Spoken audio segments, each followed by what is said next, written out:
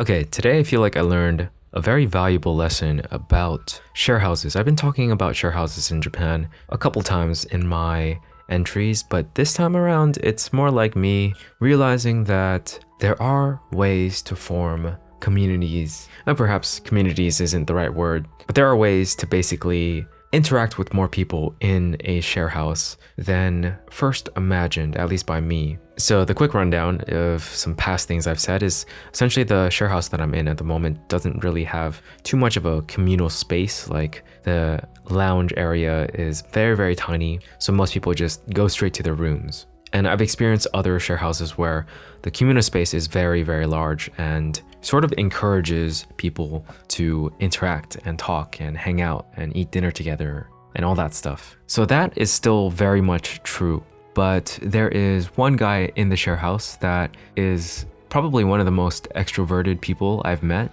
So he has been doing some good work in gathering friends, essentially. Not necessarily in the share house itself, but just making friends outside of the place, outside of the share house, and inviting them to the share house, which when you see a lot of people hanging out, even if the lounge space is small, at least for me, I feel somewhat encouraged to walk up and say hi and meet new people. So thanks to him, today I got to meet, I think 5 new people overall, and I think all of them were not from the share house. So it's not necessarily like a community within the share house, but it's still getting to meet new people and they are hanging out at the share house. So it's better than nothing. So that's the lesson really is that there are ways to make the share house space more interactive.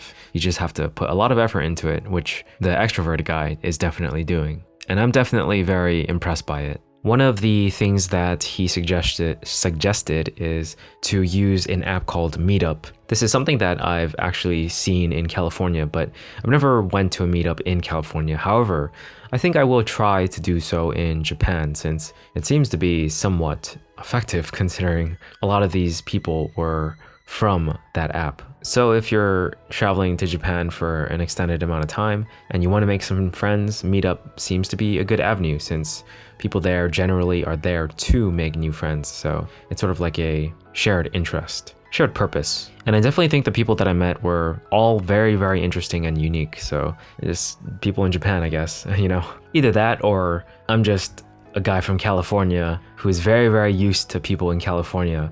So whenever I meet someone else from a foreign country or from Japan, it's just very, very different, which makes them unique in my head. But that is one of the big lessons from today is that it is very much possible to utilize that space in a share house and create that communal feeling, even if most of the people are not from the share house. It's definitely possible. And before that, since that was the nighttime event, I hung out with a friend, a classmate actually, for the first time. We just had lunch around the Karasuma station, and it was basically like a place where there's a bookstore right next to the Pokemon Center, which we saw afterwards. Then we walked to Nishiki Market, got some Kuremiya ice cream.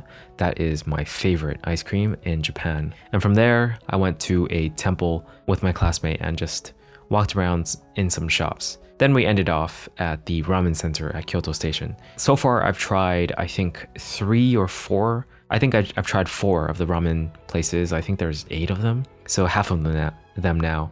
And this one was my favorite so far. Unfortunately, I cannot remember the name, but they had some sort of black garlic soup base, I believe. I'll probably eventually make like a YouTube short on that one since the ramen places there in general are all quite different, but they're all pretty cheap overall. And finally, right after that, I did some Japanese practice with my friend from Japan and as well as 2 people that she knew and introduced me to, where most of the conversation, I think 95% of it was in Japanese. So it was good listening practice for me for sure. And my friend warned me that it's a bit of a more advanced sort of conversation. So I definitely spoke the worst and listened the worst compared to everyone else. Whenever talking to me, they had to slow down and my responses were quite sparse. I wish I could have said more, but I just did not know the right words. But it was good practice, and it's always good to hear people speak more naturally and more fluently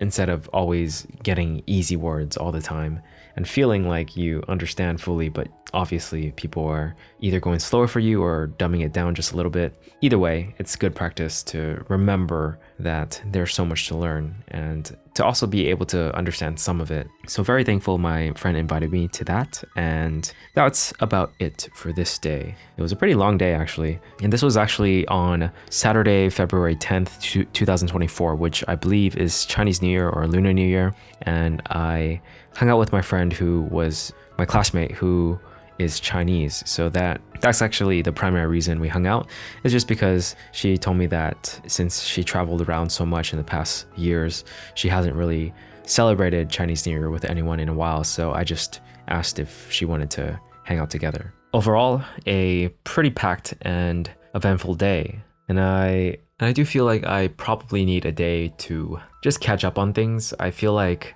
the only thing I can do right now are these audio journals, because I have no time to do YouTube shorts, no time to do my main channel videos, even though I have some that I find very fun. Like I mentioned in a previous entry that I wrote a script and have it ready, and it was fun writing the script, but I have not been able to execute it or edit it and create the video visual side of it things yet. And part of me questions whether or not like spending the time doing that here is actually wise, since my time here is limited. But I do feel like it's a good idea to get some of those videos out while it's still relevant to me at the moment. Otherwise, some of it is lost.